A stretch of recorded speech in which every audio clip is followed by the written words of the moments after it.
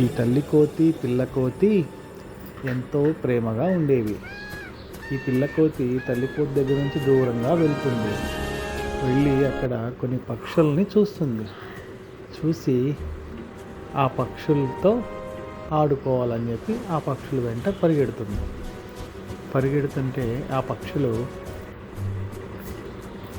వెళ్తూ ఉంటాయి. అప్పుడు తల్లి కోతి తండ్రి కోతి చూసి ఒక ఆశ్చర్యపోతారు. అక్కడ పెద్ద పులి వస్తుంది. అప్పుడు తల్లి కోతి పిల్ల కోతిని తీసుకొని పరిగెడుతూ ఉంటుంది. పరిగెడుతూ ఉండగా పెద్ద పులి వెంట పడుతుంది. వెంట పడిన తర్వాత కొంత దూరం పరిగెత్తిన తర్వాత అక్కడ తల్లి కోతి ఆగి చూస్తుంది. ఆగి చూస్తే ఆకాశం నుంచి ఒక గరుడ పక్షి కనపడుతుంది. ఆ గరుడ పక్షి ఆ పులి ముందుకు వచ్చి నుంచుంటుంది.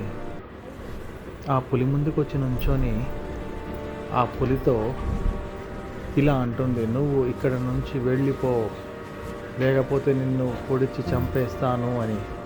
అప్పుడు ఆ పెద్ద పులి కోపం వచ్చి ఆ కోతుల వైపు చూసి గర్జించి పరిగెట్టుకుంటూ వెళ్ళిపోతుంది.